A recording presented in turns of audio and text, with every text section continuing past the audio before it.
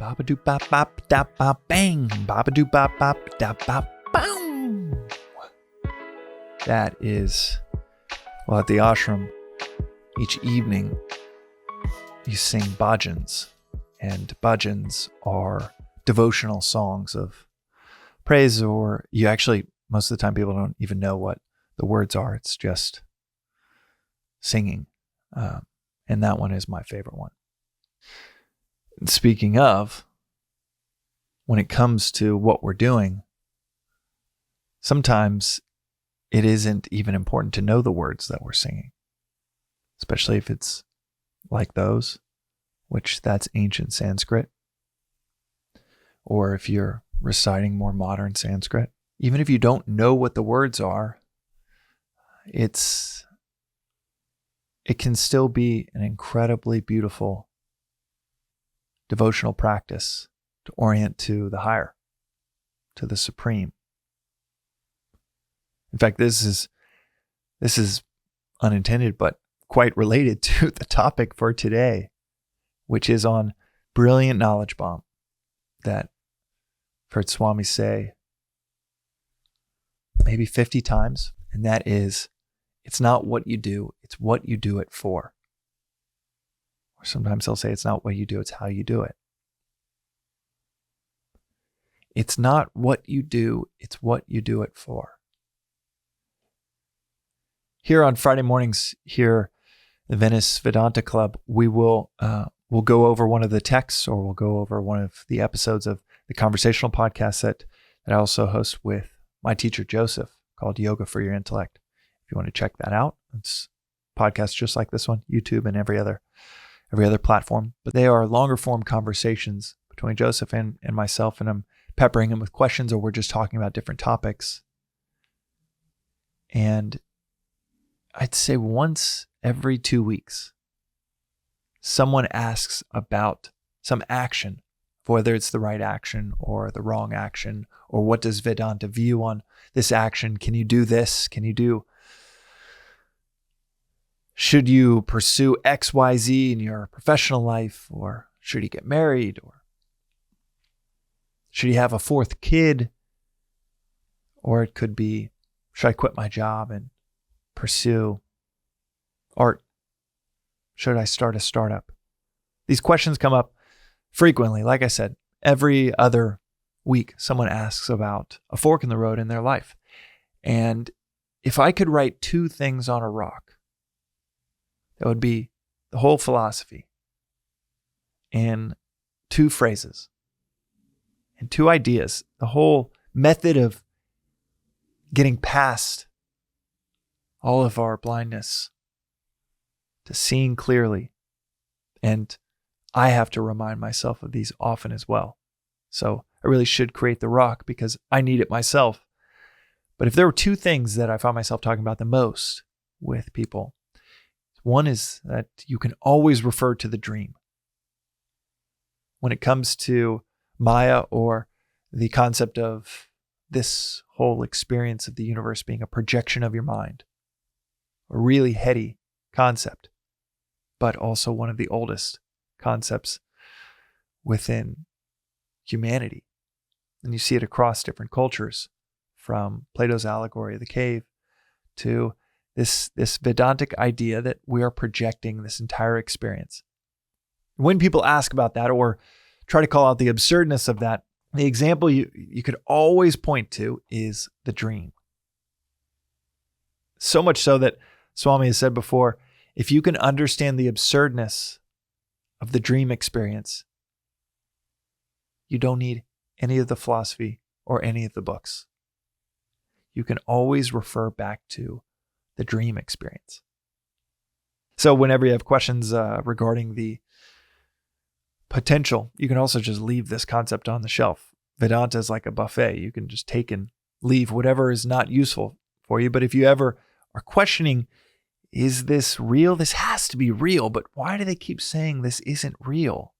This table feels real, but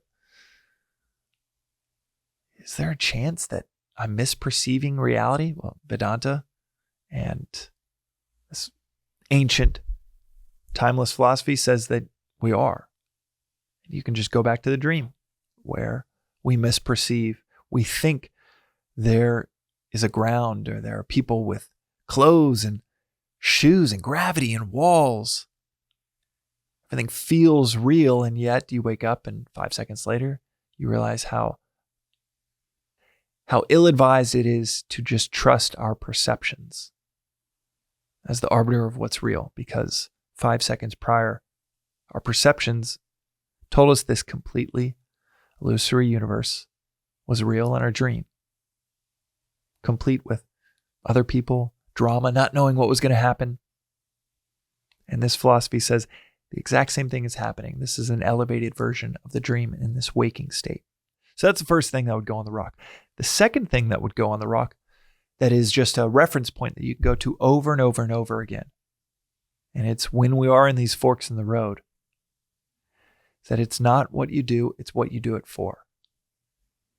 Should you play music? Should you pick up a hobby? Should you go to your 5-year-old's performance at the school and miss some work? Over and over and over again, we think there's virtue inherent in an action.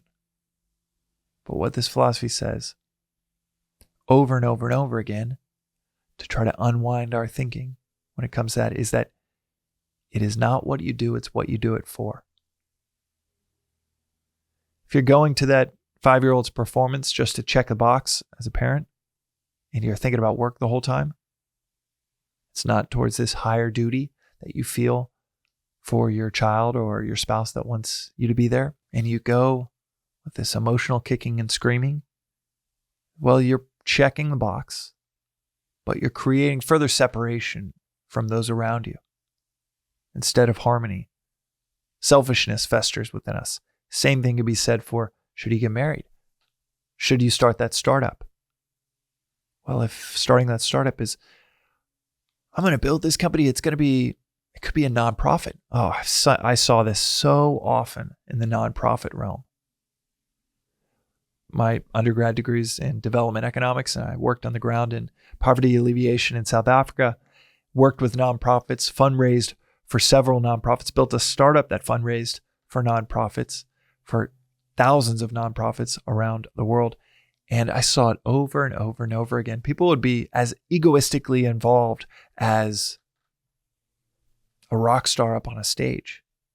They just were going for a savvy, maybe more noble version of status.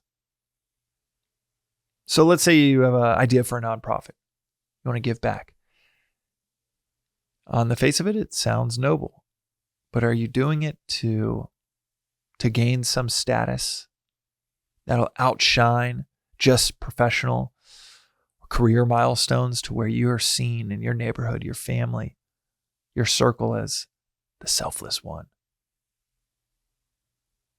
Is it a project like the Daily Vedantic, where recognize, man, this could be made so much more accessible in a modern way across all of these social platforms that don't seem to have a really simple on-ramp to this philosophy? Well, it can start noble. And as Swami told me one time, you could be a devil in an ashram or a monk in the boardroom. It doesn't matter where you are or what you're doing. You could take that further and say, in that vein, you could be a devil starting a nonprofit that you think is going to get all kinds of pats on the back. Or you could be a monk, a saint, that's running a company that might make tiny little widgets that go on fences and make fences more secure. It might be a tea company. You might recognize, you know what? I don't need to start something to get status. I'm going to love my children. And I'm going to cultivate the proper dynamic at home that gives them the best shot, happiness and harmony in their lives.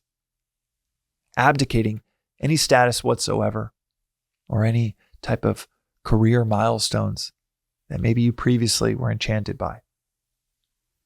It's not what you do, it's what you do it for.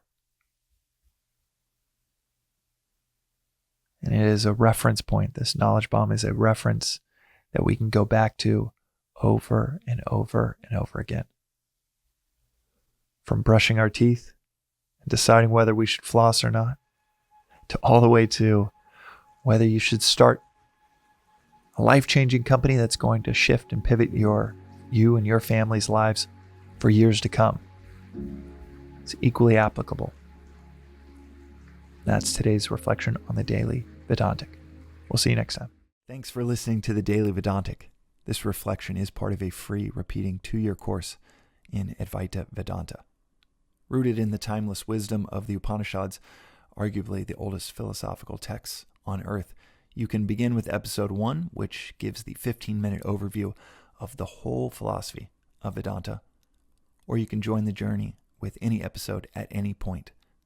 But the critical aspect of this course, of understanding and mastering anything, is to study and reflect, even for 10 to 15 minutes on the timeless each day, preferably at the start of your day.